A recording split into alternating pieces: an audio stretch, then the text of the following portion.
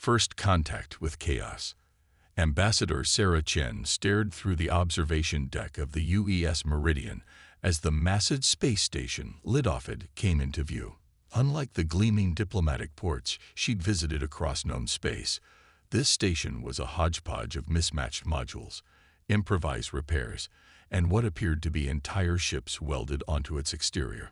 The station's core structure might once have been orderly, but decades of unregulated modifications had transformed it into a mechanical coral reef. "Ma'am, we're receiving. Well, I suppose you could call it a docking request," Lieutenant Park said from his communication station. "Though it's more like a suggestion of where we might find space if we're interested." Sarah raised an eyebrow. "No traffic control. No customs. No, ma'am. The message just says Dock 42B is empty. Don't hit anything on the way in. Payment expected in hard currency or trade goods." This wasn't how first contact between Earth and the infamous Freeport was supposed to go. The briefings had mentioned Lidoffad's independent nature, but Sarah had assumed that meant they simply hadn't joined any major alliance. The reality was far more chaotic. "Very well, Helm. Take us in carefully. Security teams on full alert, but weapons stored. We're here to establish diplomatic relations, not start an incident." As the Meridian approached their suggested berth, Sarah noticed the incredible diversity of vessels surrounding them. Sleek Arxian pleasure yachts shared docking space with rugged Volrek mining ships. A massive Zenthian warship lay dormant next to what appeared to be a converted asteroid, hollowed out into a merchant vessel. The ship's AI highlighted movement, armed figures in environmental suits watching their approach from nearby airlocks and observation points. Not military, given their mismatched equipment, but definitely prepared for trouble. "Contact station authorities," and Sarah began, but Park cut her off. "Ma'am, there are no station authorities. At least none answering standard hails. I'm getting dozens of private responses, though. Offers of protection, guide services, and some things I'd rather not repeat in polite company." Sarah felt a headache building. 6 months of diplomatic preparation, carefully crafted protocols, and official documents, all useless. She'd have to improvise. Security Chief Torres, assemble a small team. Minimal visible weapons, but make sure everyone's wearing discreet armor. We're going to take a walk. The docking procedure was surprisingly smooth, though Sarah noticed their assigned berth had clearly been modified far beyond its original specifications. As her team prepared to disembark, a message flashed across her comm unit. "Dock fee, 500 credits or equivalent. Payment to dock manager Arxel recommended within 2 hours to avoid unfortunate misunderstandings." The airlock cycled, and Sarah led her team into Lidoffad proper. The corridor beyond was a riot of color and sound. Merchants had set up stalls directly in the passageway, selling everything from exotic fruits to weapon modifications. The air was thick with the smell of cooking food from a dozen worlds, and the sounds of at least as many languages. A towering insectoid being approached, mandibles clicking. "First time in Lidoffad. You'll want protection. Station's dangerous for newcomers." Before Sarah could respond, a gruff voice cut in. "Back off, Kisk. They're under Traders Guild coverage." The newcomer was human, surprisingly. A weathered woman in her 50s wearing practical spacer's clothing with a prominent guild insignia. The insectoid withdrew without argument. "Name's Helena Martinez. Guild sent me to prevent any diplomatic incidents. You're the Earth delegation, right?" Sarah nodded cautiously. "Ambassador Chen. We were expecting to meet with station leadership." Helena barked a laugh. "Leadership? Honey, Lidoffad doesn't have leaders. It has interested parties. Guild's one of them. Come on, I'll explain over a drink. You'll need it." They followed Helena through a maze of corridors, passing shops selling contraband that would have brought capital punishment in some jurisdictions. Sarah's security team stayed close, hands never far from their concealed weapons. The bar Helena led them to was called Neutral Ground. Inside, Sarah saw members of species that were mortal enemies elsewhere drinking side by side. A Xenthian religious zealot was playing cards with a Volrek exile, both species that supposedly never engaged with lesser races. First rule of Lidoffad, Helena said as they claimed a booth. Forget everything you know about how space stations work. This isn't a government installation, trading post, or colony. It's what happens when you take every species' outcasts, rebels, and entrepreneurs and give them a space to build something new. How does anything function? Sarah asked. How do you maintain life support, resolve disputes, prevent catastrophic accidents? Same way everything worthwhile gets done. Enlightened self-interest. Nobody wants the station to fail, so the major factions cooperate on essentials. Traders Guild handles commerce and some basic peacekeeping. Engineering Collective keeps things running. Security companies handle bigger threats. It works because everyone knows the alternative is worse. Sarah's diplomatic training warred with her growing fascination. This shouldn't work. It violated every principle of stable governance she'd studied. Yet here was a station of millions, somehow functioning without central authority. And where does Earth fit in? She asked. That's the interesting question, isn't it? Helena smiled. Official recognition could change everything here. Some want it. Some would fight to prevent it.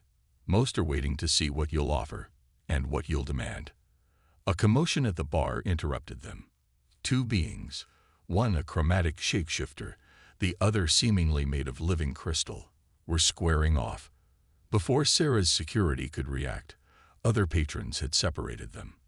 No security forces called, no authorities notified. The dispute was settled with a complex exchange of credits and apologies. Welcome to Lidoffad, Helena said, raising her glass, where chaos and order dance, and nothing is quite what it seems. Still interested in establishing diplomatic relations. Sarah watched the bar return to normal, her mind racing with possibilities. This wasn't the mission she'd prepared for, but perhaps it was something more interesting. Earth needed friends in this sector, and Lidoffad's influence clearly reached far beyond its anarchic borders. Yes, she said finally, but I think we'll need to rewrite the standard protocols. Helena's grin widened. Now you're getting it. Just remember, in Lidoffad, everything's negotiable. Even reality itself, some days. Shall we discuss terms?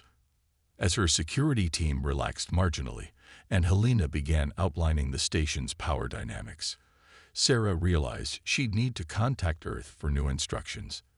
This wasn't a diplomatic mission anymore. It was first contact with a new way of thinking about civilization itself. And somewhere in the chaos of Lidoffad, opportunity waited. The rules of no rules. 2 weeks into their stay on Lidoffad, Ambassador Chen found herself doing something she'd never imagined during her diplomatic training, haggling with a Volrek arms dealer over the price of station defense contracts.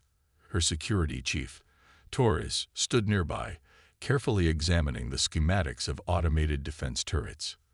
These prices are highway robbery, Sarah said, using one of the human idioms that had become surprisingly popular on the station. The Engineering Collective offers similar systems for half the cost. The Volrak, named Krev, clicked his tusks in amusement. But their systems don't come with our targeting algorithms, or our selective enforcement protocols. Sarah understood the implication. The Engineering Collective systems were purely defensive. Krev's company offered more flexibility in how their weapons could be used. In the complex web of Lidoffad's unofficial politics, sometimes deterrence wasn't enough. The Meridian's AI could develop better targeting systems in its sleep, Torres muttered. Krev's eyes lit up. Really? Perhaps we could discuss a trade. Weapons for algorithms. Sarah shot Torres a warning look, but the seed of an idea had been planted. Earth hadn't authorized technology transfers, but they hadn't forbidden trading knowledge. And in Lidoffad, information was often the most valuable currency. Their meeting was interrupted by a station-wide power fluctuation. The lights dimmed, gravity wavered, and for a moment, Sarah felt her stomach lurch. When systems stabilized, Her comm unit lit up with a dozen messages. Situation at Hub 3. Helena's voice cut through the chatter. The collective's losing control of the power grid. You might want to see this. Sarah and Torres rushed through the crowded corridors, now familiar enough with the station's Byzantine layout to take the shortcuts. They emerged into Hub 3, one of Lidoffad's main engineering centers, to find chaos. The massive chamber was filled with holographic displays showing cascading system failures. Members of the engineering collective, a diverse group representing at least 8 species, worked frantically at control stations. In the center, a familiar crystalline being directed operations. Spark. Sarah called out to the living crystal entity she'd first seen in the bar. What's happening? Ambassador. Spark's voice chimed like breaking glass. Someone has introduced a recursive quantum virus into our power management systems. It's elegant, devastating, beyond our current capabilities to counter. Sarah watched the displays, remembering her briefings on Lidoffad's cobbled-together infrastructure. The station's power grid was a patchwork of technologies from dozens of civilizations, somehow made to work together through the collective's expertise. That complexity was now becoming a liability. Torres, she said quietly, contact the Meridian. Have them prepare the quantum computing suite for a data transfer. Ma'am, that's restricted technology. No, it's restricted hardware. The algorithms are just math. And right now, math might save millions of lives. As Torres made the call, Sarah approached Spark. The virus is attacking system connections, using quantum entanglement to spread, correct? The crystal being vibrated in surprise. Yes. How did you? Earth dealt with similar attacks during the net wars. We developed countermeasures. If you'll accept our help. Spark's crystalline form shifted colors rapidly, their species equivalent of intense thought. Help freely offered often comes with hidden costs in Lidoffad. Consider it an investment in future relations, Sarah said, and a demonstration of what partnership with Earth could mean. The next hours were a blur of activity. The Meridian's AI transmitted quantum defense protocols to the collective systems. Sarah found herself translating not just between languages, but between entirely different ways of conceptualizing computer science. Human approaches to quantum computing, it turned out, were uniquely innovative. As they worked, Sarah noticed representatives from various station factions gathering to watch. The Traders Guild, security companies, even some of the less legitimate organizations, all monitoring the situation with intense interest. There, Spark announced finally, the virus is contained. Power systems are stabilizing. They turned their crystalline face to Sarah. Your methods were unorthodox, but effective. The collective will remember this. Any idea who was behind the attack? Torres asked. Helena, who had been quietly observing, stepped forward. Oh, we have suspicions. The timing is interesting, isn't it? Just as Earth's delegation is establishing itself, someone tests both our defenses and your capabilities. Sarah nodded slowly. A test or a warning? Both, probably, Helena said. You've just demonstrated that Earth has technology sophisticated enough to defend Lidoffad. Some parties might find that concerning. Or valuable, Krev added, having appeared seemingly from nowhere. My earlier offer stands, Ambassador, but perhaps we could discuss more extensive cooperation. Sarah looked around the hub. In the aftermath of the crisis, she saw not chaos but opportunity. Earth had proven its worth not through military might or economic power, but through knowledge freely shared. In Lidoffad's complex ecosystem, that meant something. I think, she said carefully, it's time to discuss how Earth and Lidoffad can help each other, not through traditional diplomacy, but through practical cooperation. Now you're really getting it. Helena smiled. But watch your step. You've attracted attention. Some good, some. Well, let's just say Lidoffad's neutrality is valuable to certain parties who might not appreciate Earth's growing influence. As if to emphasize her point, another power fluctuation rippled through the station. Shorter this time, but targeted specifically at Hub 3. The warning shot. Sarah squared her shoulders. Then we'll need to demonstrate that Earth's influence makes Lidoffad stronger, not weaker. Torres, contact the ship. I think it's time to implement some of those contingency plans we discussed.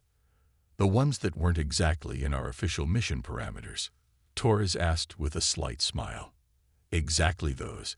If someone wants to play games with station security, let's show them how humans handle chaos. As her team dispersed to their tasks, Sarah caught glimpses of messages flying between faction representatives. The quantum virus attack had changed the game. Now everyone wanted to know what else Earth could offer or threaten.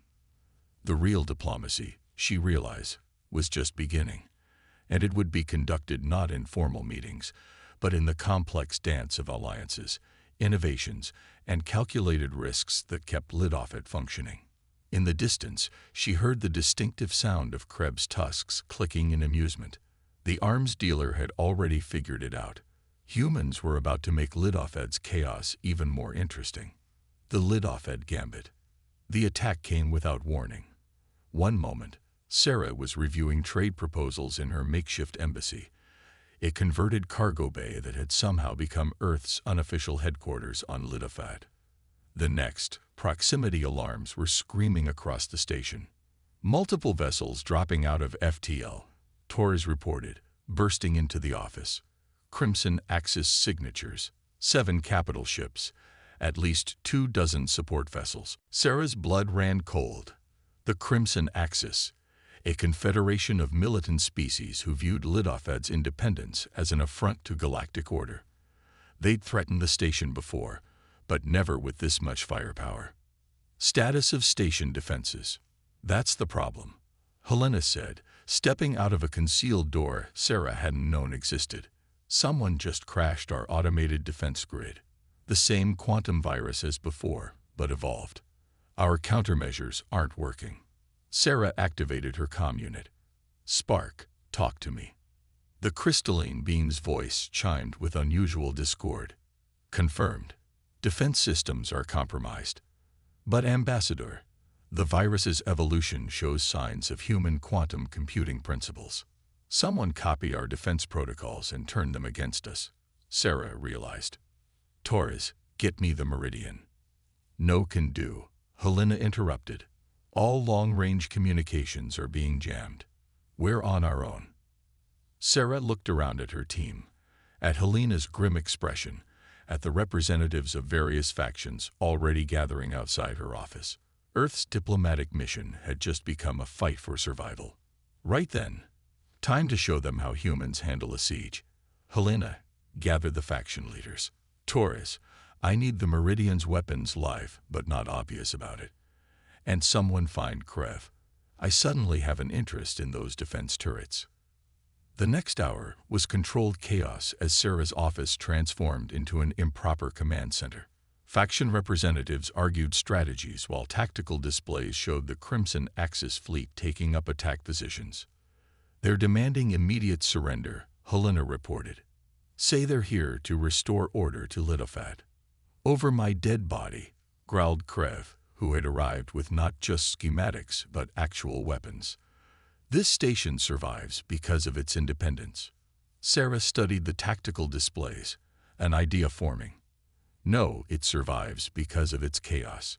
Which means she turned to Spark. The defense grid isn't our only option, is it? What about all the unofficial weapons everyone's installed over the years? The crystal being vibrated in understanding.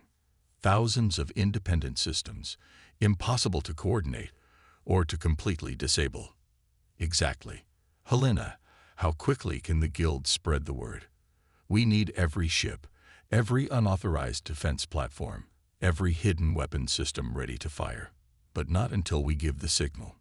They'll never cooperate, someone muttered. They will, Sarah said firmly, because the alternative is losing everything that makes Lidoffad valuable. No more neutral ground, no more free trade, no more independence. As the factions dispersed to prepare their forces, Sarah huddled with her core team. Torres, remember that war game simulation we developed? the one showing how supposedly inferior forces could overcome standardized military tactics. Torres grinned. The Chaos Gambit. Never thought we'd actually use it. The Crimson Axis expects us to either surrender or mount a standard defense, Sarah explained to the others. They're not prepared for what happens when you weaponize chaos itself. The plan came together in fragments, passed through whispered conversations and encrypted messages. Every faction contributed something. Knowledge of hidden weapons, secret passages, unauthorized modifications to the station's systems. When the Crimson Axis launched their first probing attack, they found their initial targets empty or hardened. As they pushed deeper, they encountered not organized resistance, but 1,000 unpredictable responses. Merchant ships turned out to be armed. Maintenance corridors became kill zones. Every section of the station held its own surprises. They're falling for it, Torres reported. Breaking formation to chase phantom threats. Getting separated. Sarah watched the tactical displays, waiting for the perfect moment. The Crimson Axis fleet had split up, trying to contain what they thought were isolated pockets of resistance. Their communication showed growing frustration at the station's seemingly chaotic defense. Now, Sarah commanded, execute the Chaos Gambit. All across Lidoffad, hidden weapons platforms came to life. The Meridian's advanced targeting systems, shared freely in the crisis, guided thousands of independent attacks. Merchant ships revealed concealed weapon ports. Even the station itself seemed to come alive as years of unauthorized modifications were turned against the attackers. The Crimson Axis fleet, spread thin and off balance, found themselves caught in a web of overlapping fields of fire.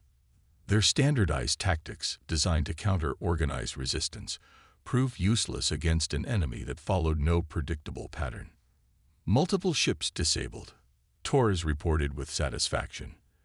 They're pulling back, trying to regroup. Don't let them, Sarah ordered. Maximum chaos. Everyone fire at will. The battle that followed would later be called the Dance of Disorder by Lidoffad's residents, the station's defenders, coordinating through an impromptu network of personal contacts and guild relationships, turned their very disorganization into a weapon. Every time the Crimson Axis adapted to one threat, 3 more appeared from unexpected quarters. Hours later, as the last Crimson Axis ships retreated in disarray, Sarah stood in Hub 3 watching damage reports scroll past. The station had taken hits, but nothing critical. More importantly, something fundamental had changed. The factions are actually working together, Helena observed. Never thought I'd see the day. Not working together, Sarah corrected. Dancing together. There's a difference. The Crimson Axis will return, Spark noted, with greater numbers. Let them, Krev said, his tusks clicking in satisfaction. Now we know how to fight them. The humans have shown us that our greatest weakness, our chaos, is actually our greatest strength. Sarah nodded slowly. But we'll need to be better prepared next time. I think it's time Earth and Lidoffad discussed a more formal arrangement. Not traditional diplomacy, but something new. Something that preserves your independence while giving you access to our resources. Careful, Ambassador, Helena warned. You're starting to sound like a true Lidoffad resident, turning problems into opportunities, chaos into advantage. Maybe I am, Sarah smiled.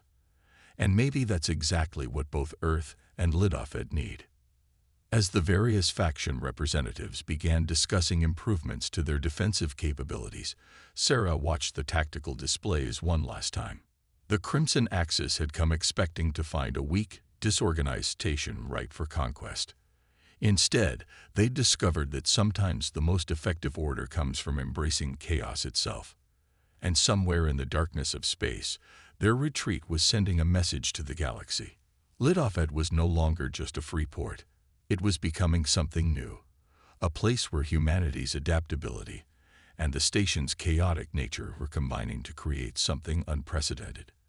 Engineering victory. Sarah stood in the newly established Strategic Planning Center, a repurposed entertainment dome whose holographic systems now displayed a real-time map of Lidoffad and surrounding space. 3 months had passed since the Crimson Axis attack, and the station had changed in ways few could have predicted. The integrated sensor grid is online, Spark announced, their crystalline form refracting patterns of data across the dome. Though I still don't understand how you convinced the smugglers to link their stealth detection systems into the network. Simple, Helena said from her position near the tactical displays. We didn't ask them to stop smuggling. We just showed them how sharing sensor data makes everyone safer, including them. That was the key to everything they'd accomplished, Sarah reflected. Not trying to impose order, but working within Lidoffad's existing chaos to create something new. The station's strength had always been its adaptability. They'd just given it better tools to adapt with. Incoming transport, Torres reported. Another group of Earth technical advisors. Sarah nodded. After the battle, Earth had finally understood what she'd been trying to explain. Lidoffad wasn't just a lawless frontier station. It was a unique experiment in social organization, one that could prove invaluable to human expansion in this sector. The Technical Advisory Mission was their first step toward official recognition. Show me the defense upgrades, she requested.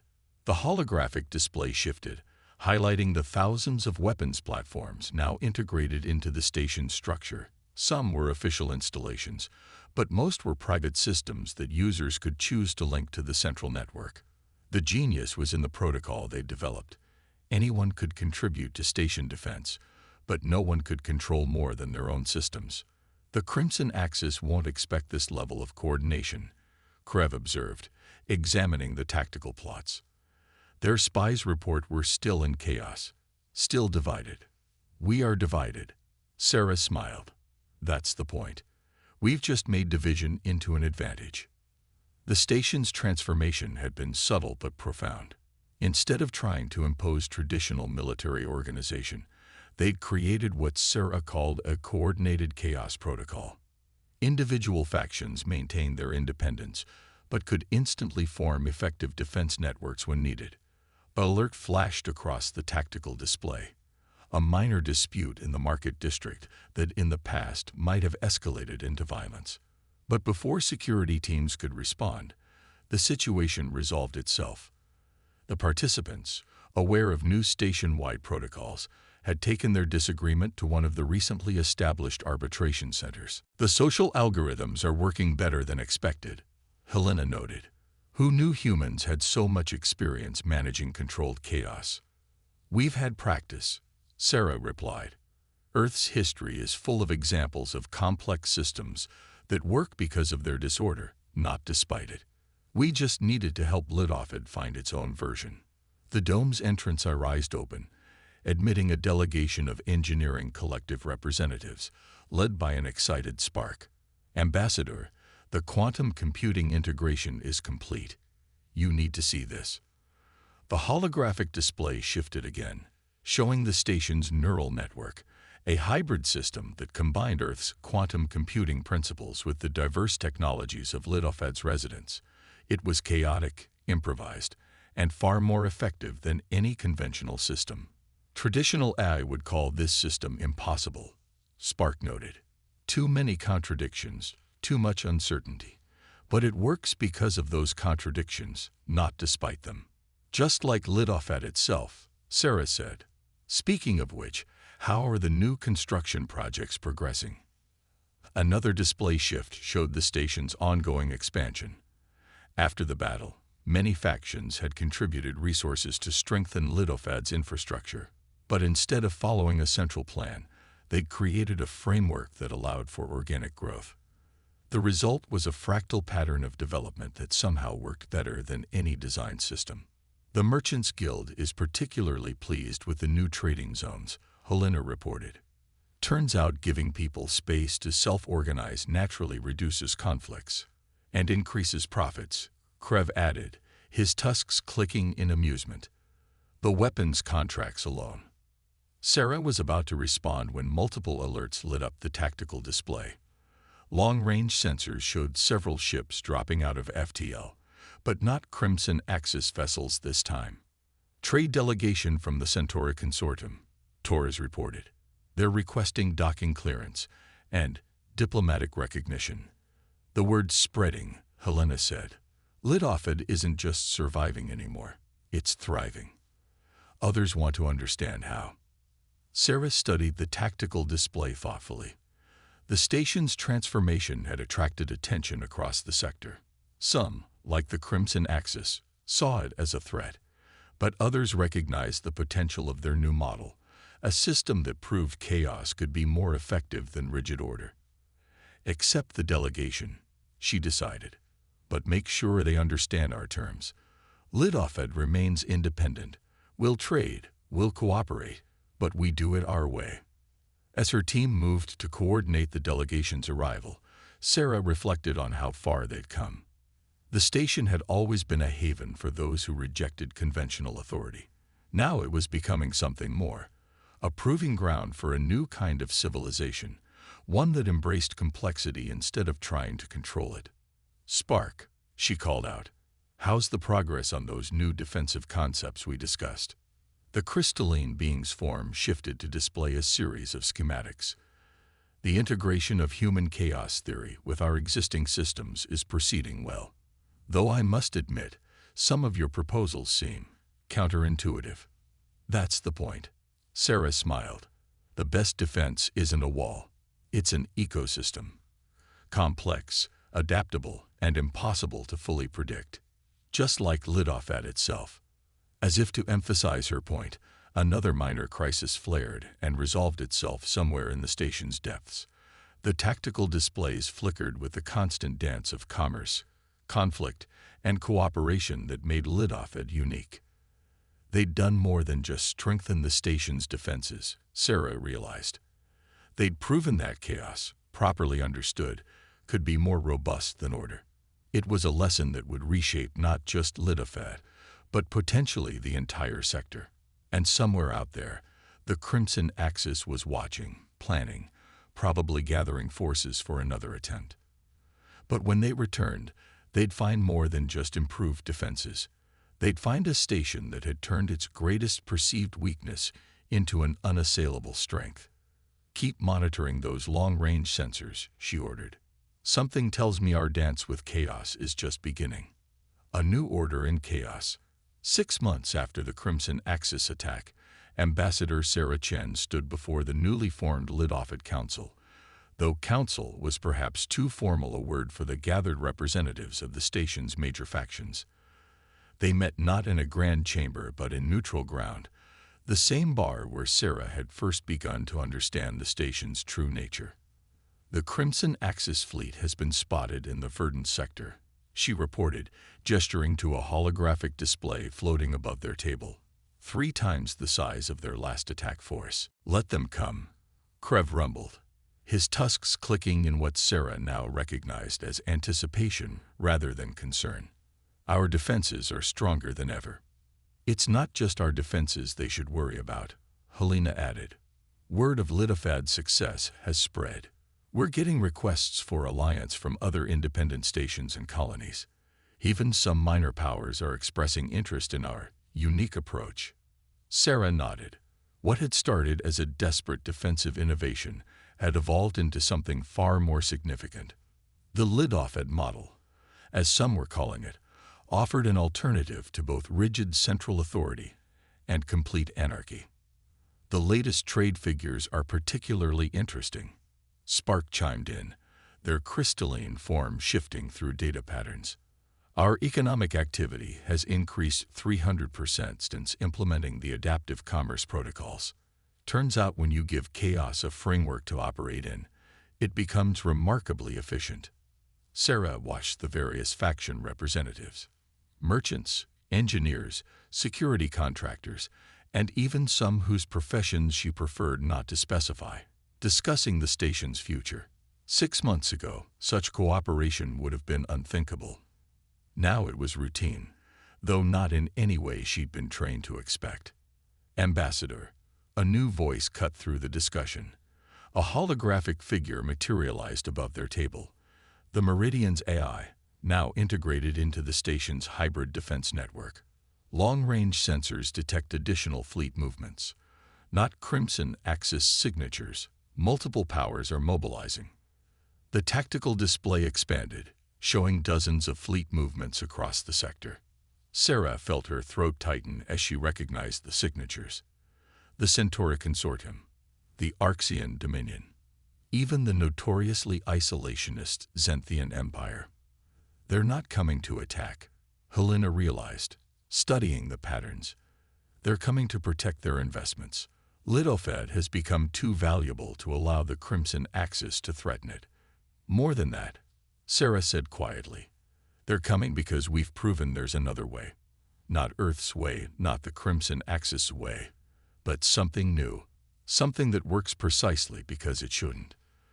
The display shifted again, showing the station itself. What had once looked like chaos now revealed intricate patterns, the flow of trade, the interaction of different species and factions, the complex dance of independent systems working in harmony without central control. The real question, Krev rumbled, is what happens next. The great powers won't be content just to protect us. They'll want to understand, to replicate what we've built here. Let them try, Spark chimed, their crystalline form vibrating with what Sarah had learned was amusement. They'll discover that you can't impose chaos from above. It has to grow naturally, like we did. Sarah stood, drawing everyone's attention. That's why Earth sent me here. Not to establish traditional diplomatic relations, but to learn. To understand how a system like Lidoffad could work, and maybe to help it work better without destroying what makes it unique. She gestured to the tactical display, where the approaching fleets had begun taking up defensive positions around the station. Look at that. Species that have been enemies for centuries, working together not because anyone ordered them to, but because they recognize the value of what we've built here. What we've built, Helena corrected with a smile. You're one of us now, Ambassador. Your chaos meshes well with ours. An alert flashed across the display. The Crimson Axis fleet had altered course, apparently reconsidering their attack in the face of the gathered opposition. But Sarah knew this wasn't the end. It was barely the beginning. We need to be ready, she said, not just for the Crimson Axis, but for what comes after. Lidoffad is going to change the galaxy, whether we intend it to or not. The question is, how do we protect what makes this place special while helping others understand it? The discussion that followed was characteristic of Lidoffad. Passionate, chaotic, but surprisingly productive. Ideas flowed freely, shaped by the station's unique mix of pragmatism and innovation. They weren't building an empire or even an alliance in the traditional sense. They were growing something organic, something that could adapt and evolve. As the meeting wound down, Sarah found herself at the bar's viewport, staring out at the gathered fleets. Helena joined her, offering a drink. Thinking deep thoughts, Ambassador. Wondering what my professors at the Diplomatic Academy would make of all this, Sarah admitted. Everything we've done here breaks every rule they taught me. That's why it works, Helena grinned. The galaxy is too complex for simple rules. Sometimes you need a little chaos to find the right pattern. Sarah raised her glass, watching the light play through the liquid. To chaos, then. And to Lidoffad, where the impossible becomes probable, and probability takes a vacation. To Lidoffad, the others echoed, each in their own way. Outside, the fleets maintained their watch, a symbol of how far they'd come. But inside neutral ground, the real work continued. The daily dance of chaos and cooperation that had made Lidoffad not just a haven for outcasts, but a model for a new kind of future. A future where order emerged from chaos, strength grew from diversity, and the most effective solutions were often the ones that seemed least likely to succeed. A future that humanity had helped shape, not by imposing its will, but by learning to dance with the chaos itself. And somewhere in the darkness between the stars, others were watching, learning, preparing to join the dance. The galaxy would never be the same. Neither would humanity.